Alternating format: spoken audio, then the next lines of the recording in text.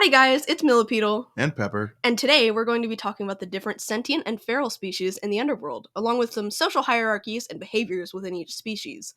I'll also use this as an opportunity to show off some of our Underworlding cast members as visual aids. Now, before we start, Underworldly is a world-building project that I've been working on with my partner Pepper since 2015.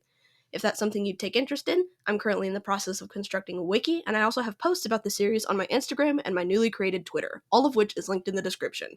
On to the video. The UCSCH defines a sentient being as one who can communicate intentionally and non-threateningly using a known spoken, signed, or scripted language, shows a basic understanding of complex tasks, and is not openly or instinctually hostile to any other sentient species for reasons excluding personal or cultural disagreements. Feral beings mostly include animals, both hostile and safe. If you would either speak to it as you would a puppy or run away in terror, chances are it's feral. Members of sentient species can also be feral, seeing as the underworld is a very wild place. Many underworldlings will grow up away from society. This behavior is most often seen in demons, Lamas, and mermaids. Of course, this is in no way a comprehensive list. Imagine trying to list literally every single animal on Earth in one video. That would take a while. So, we'll just be going over some of the most common, most interesting, or some of our favorite species. Starting off our sentient species are demons. Demons come in four subspecies, commonly known as greens, blues, reds, and purples. But all of our demons share a few common traits. All demons are cold blooded and have forked tongues. They can live into their 300s and they mate for life. When a demon finds a suitable partner, they'll mate, and if their genetics and pheromones are compatible, they'll experience what's commonly known as clicking. This indicates to them that they've successfully mated and they will spend the rest of their lives together. All demons also have a mild venom, which knocks out whatever they bite. This venom can be donated and is used as a very effective general anesthesia. In fact, it's used by demons when they lay their eggs, on instinct. They feel a contraction, bite, and their body handles the rest while they're out. Lastly, they all have magic, manifesting as elemental powers and wings. Now let's move on to some of the differences between them. Greens are the most docile of demons. They tend to live in the main forest and the southern deepwoods in groups. They're the smallest demon type, averaging between 5'5" and 6 feet tall, but are very sturdy. Living their lives dodging predators through the trees has given them elliptical wings, similar to a sparrow. They're useful for quick maneuvers, sharp turns, and short bursts of speed. They also have the shortest tail but the widest rudder, useful in those tight turns I was talking about. Their magic is plant related. They can conjure vines to grapple opponents or sprout thorns for defense. Blues are still fairly docile, but are much more active and slightly territorial. Blues generally live high in the foggy mountains and down in the pools. They're the tallest species of demon, coming in anywhere between 6'5" and 7 feet tall, and are generally very lanky. They have a high speed wing shape used for very fast flying, assisted by their very long tails with narrow, flat rudders. Their magic involves water, as they can breathe underwater as well as conjure it. Reds are by far the most aggressive demon type. They live almost exclusively in the lava fields and are highly territorial. Averaging between 6'2" and 6'7", they're a tall and strong beast of a species. Reds are the most likely to be feral, even those who live in general society are a pretty wild card. They also have a more toxic venom than other demons, meaning it can't be used on other species, only between other reds, without risk of poisoning. They have passive soaring wings, used for circling their territories, and quick dives on enemies and prey. Their tails are thicker and end in a sturdy spined rudder used for fighting. Reds, of course, have fire magic. They're fully heat resistant and can conjure fire. Purples are the result of hybrid speciation. They're caused when a blue and a red are bred together. The reason they're so rare is that blue and red heat seasons are so far apart, blues being in the winter and reds in the summer. Occasionally, a demon's season will run long or start early, and in those cases, it is possible for a blue and a red to be in heat simultaneously, and they have a slim chance to produce a purple. Of course, in the cities, through medical intervention, a blue-red pairing could simply freeze an active egg or a sperm sample and have children that way. Purples will take more traits such as wing shape and tail structure from the sire, but they can use both types of magic, the sires being more effective, however. Unfortunately, there is a bit of a stigma against purples, with many demons not recognizing them as a true demon, leading some eggs to be abandoned and the pair to try again. Reapers are the reanimated souls of the dead.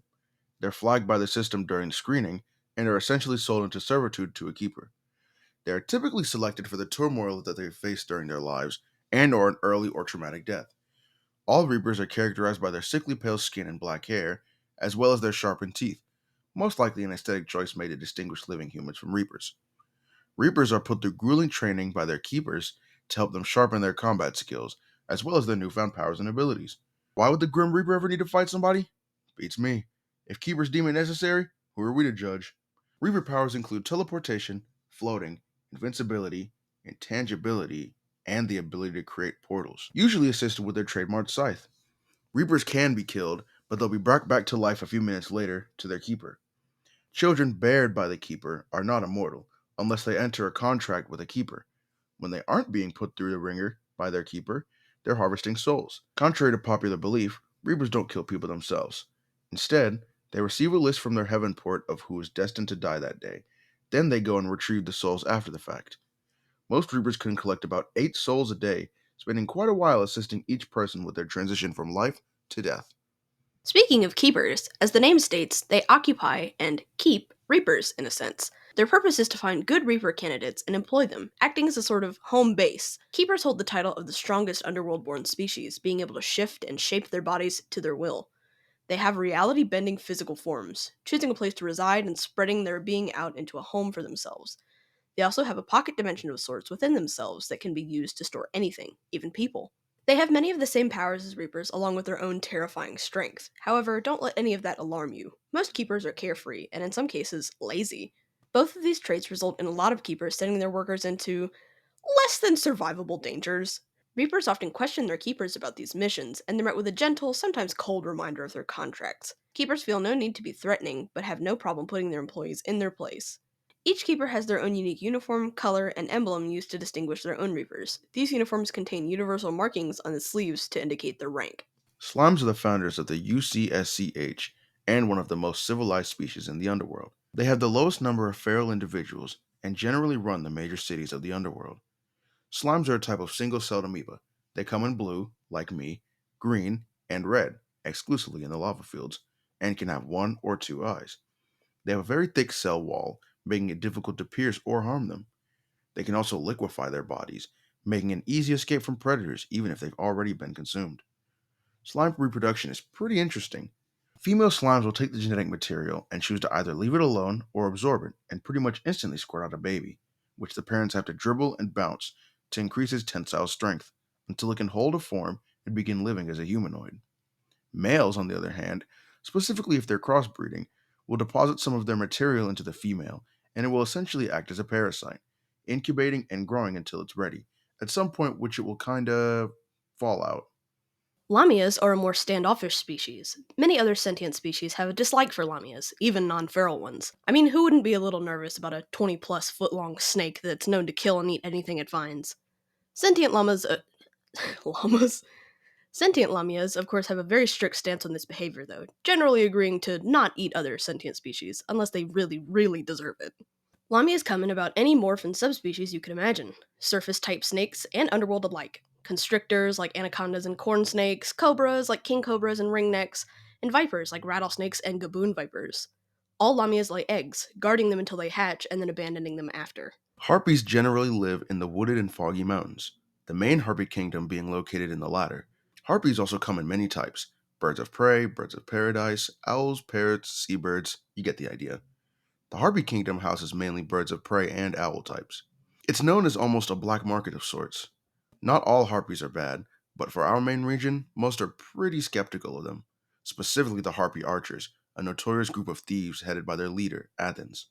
Fawns are a forest dwelling species, generally very small. They also have a very low rate of feral members. However, they do tend to live away from the cities. Defined by their deer like lower halves and naturalistic healing magic, the ones who do live in the cities are mostly there to work as nurses in the hospitals. Tars are somewhat similar to fawns, seeing as their lower halves are those of an animal. However, these have the entire body of the animal. Tars can be almost any bovine, equine, or cervidae animal: horses, deer, antelope, bison, you name it. Tars are very nomadic, seeing as most cities are not built to accommodate for their size. This issue has actually led to many Tars and Lamias becoming unlikely friends out of their shared struggles. Some Tars even use their size and strength to become farmers, finding it easy to plow their fields and travel along long distances needed to plant and harvest. As I'm sure many of you know, succubi and incubi are a very special race in the underworld due to their feeding habits. They mostly live in the separated northern town. They're identified by their distinct markings wrapping around their bodies from head to toe. If a succubus or incubus breeds with another race, their children retain some of this succubus blood. However, as this gets diluted, so does their lust for sustenance. The more mixed the blood, the less prominent the markings are. They'll still show at times, though, if a lesser succubus or incubus enters heat. The longer they're made to wait, the more ravenous they become, so I wouldn't keep one waiting.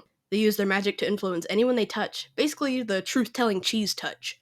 This makes a succubus or incubus a very valuable asset in an interrogation setting, and they also make very good therapists. Mermaids live in the pools, lakes, and flooded cave systems below. They're fairly large in freshwater, and in an ocean environment can grow to massive sizes, comparable to whale sharks. Mermaids are very likely to be feral, but they do have a small city in the ocean. They have a strong alliance with the blue demons, seeing as they can breathe underwater, though communication can be pretty difficult. Though much of the underworld's population is very visible on the surface, some aren't always very public. A lesser known group, witches, tend to be sequestered off into their own areas. They bury themselves in their natural areas of living, devoting themselves to their area of expertise, spending hours in meditation, and rarely opting to leave their abodes. Those who are aware of the locations of witches know them for their specialties, such as a forest witch being known for her potions, herbs, and enchantments. Runites are a mysterious tribal society. They dwell deep underground, their existence and location only known by a few sources. As the name implies, they use runes for just about everything, but mostly as a symbol to keep their friends and foes distinct. Cursed humans gain their status in a very, unfortunate way. As workers in heaven have a strenuous workload, sometimes information slips through the cracks. This can result in a living human or soul being sent to the wrong place, i.e., hell. Strangely enough, the reversal of an accidental sentencing requires a mountain of paperwork. Unjustly tortured by their worst fears and insecurities, this trauma begins to manifest in a form of magic. Once released from hell, this magic expresses itself depending on the character of the individual. So if you're ever accidentally sent to hell, just remember you can get cool powers from it. Hooray! On the topic of souls and angelic mishaps, it is also possible for a soul to wander in the underworld. Reapers are usually sent to retrieve them, however, some slip away from the Reaper and become lost. As humans and their souls are susceptible to magic, like with cursed humans, remaining in one area can lead to them getting incorporated into the environment. They meld with an element of their surroundings, essentially becoming a living piece of the underworld. Starting off, our dangerous feral species are a fantasy staple: drakes and dragons. Drakes make their homes in the low caves. They're solitary animals and bear live young. They are highly aggressive, and while they don't actively hunt for any sentient species, if you encounter one outside of its cave, it's safe to say that you're on the menu. Dragons are very similar, except they make their homes in the high mountain caves and lay eggs. They also tend to roost in small groups, all family and mostly females. As with other species, they come in a variety of morphs and subspecies, usually dependent on the area that they live in, which will correspond to their magic type. False mermaids are the deadly cousins to our sentient mermaids. That's not actually true, they're an entirely different family. False mermaids may look like your typical idea of a mermaid on the surface, but underneath is a massive fish. False mermaids grow a very convincing lure on their heads, which they stick above the water to, well, lure in their prey. As you can see, it's designed to lure in humanoids, meaning it does pose a risk to sentient species, though proper education can mitigate the deaths caused by them. Rock runners are yet another cave dweller. They're long and lanky, made of rocks, and are covered in cavern crystals. They have no eyes, and thus navigate by sound, using the fine pointed crystals on their head to sense the vibrations caused by other runners and prey. They're very hostile and will attack on sight. Sound. Another notable species of this genus are the igneous rock runners. They have evolved and left the caves, dispersing into the lava fields. They are a much more offensive type, screeching and using a sort of echolocation to seek out prey, chasing it at speeds up to 40 miles per hour, or about 65 kilometers per hour. Druids are dead trees. When a tree dies, it will begin to absorb the magic of its environment over time and come back to life. But this isn't true life. It will never be enough. So the druid will uproot itself and wander the area, hoping to find another magic being so it can kill and absorb its magic. When a druid goes too long without a source of magic, it will become a hollow. Hollows are vastly more dangerous than druids. They will wander much farther and hunt much more aggressively. They're particularly drawn to cities due to the large concentration of magical creatures, leading most cities to have guards constantly on patrol for them. Wendigos are one of the lesser known and particularly terrifying beasts of the underworld. They're found in the northern deep woods, which are gated off and protected by the succubi. They stand around 12 feet tall, hunt in small packs, and have a very unnerving ability. Anything they consume, they can take the form of, and anything they've heard, they can mimic. They use this to hunt groups of underworldlings, slowly separating and picking off members, using their own faces and voices to lure them. They can also utilize the magic of their prey to an extent, One very dangerous example of this is in the rare case that a Wendigo manages to consume a Reaper. If this happens, the Wendigo is able to teleport to the last place the Reaper did. This, of course, means that it's possible for the Wendigo to make it into the overworld. When this happens, the Wendigo is cut off from its environmental magic, and it can no longer use that ability, trapping it on the surface. This has led to the Wendigo making it into human folklore. Thankfully, since any Wendigos in the underworld have been cut off from their packs, this makes them much less effective hunters, causing them to be very reclusive and eat mainly deer. This is also where they get their telltale screech and look in human folklore. Lava shamblers are thought to be yet another distant cousin of rock runners. Living in the caves below the lava fields slowly turned them into magma, and they exited via the volcanoes and lava pools.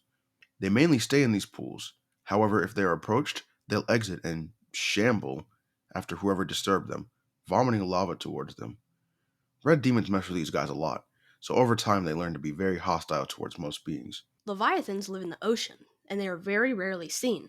They have been known to attack ships by ramming them with their large armored bodies. They're big enough to prey on the largest of mermaids as well. Not much is known about them due to the difficulty in both locating and getting close to them, though it is believed that their armor isn't for protection against an even bigger beast, but rather against other leviathans. And now we move on to the safe species. In the underworld, there are various species that are quite similar to those you find on Earth. Birds, bugs, fish, mammals, and others share some qualities. However, they're different in terms of their patterns and colors. For example, deer that live in lush turquoise forests share their coloration with their surroundings to help break up their shape, protecting them from predators. Birds' eyes are specifically equipped to function in vibrant, colorful lit areas, and bugs, well, they're bugs. There are also a few overworld species here. Reapers, as much as we love them, are still former humans, meaning a few invasive creatures have been released into the underworld. So don't be alarmed if you see a bunny or two hopping around here and there. Trap shrooms are very similar to Venus flytraps, but they're mushrooms. They have cute little mandibles and a black spot on their head that secretes a sticky, sweet liquid. When an insect lands on the head of a trap shroom, it will open and snap closed to catch the prey. Spades are a very special breed of snake. Their main body can be one of four colors: purple, white, blue, or if they're really rare, red. Their name comes from their spade like pattern that runs down their bodies, colored in black or white. Males tend to have larger bodies as they primarily constrict their prey, while females are sleeker and more narrow so they can chase and hunt theirs. Viper eels are snake like eels with spiral patterns down their bodies. These agile hunters have themselves been hunted to a point where their species is close to endangerment. The UCSCH has made a large commitment to preserve this very cool species. Last, but certainly not least, boips. Boipian forest frogs, or boips, are some of the cutest things you'll ever find in the underworld. These round, spherical ladies and gentlemen waddle and roll around the forest floor, doing their best to be their best. This makes them a very popular and fun underworld pet. Fun fact, they can give birth to up to 20 babies at once. Alright, guys, that was all we had for today. I want to thank Pepper for his help on the video. As I said at the start, all our links, as well as the wiki, are in the description. If any of you have any questions or any more video suggestions, feel free to leave a comment below. And if you like what you just watched, feel free to like and subscribe for more content like this, as well as the animations in my shorts. Thanks Thanks for for watching. watching!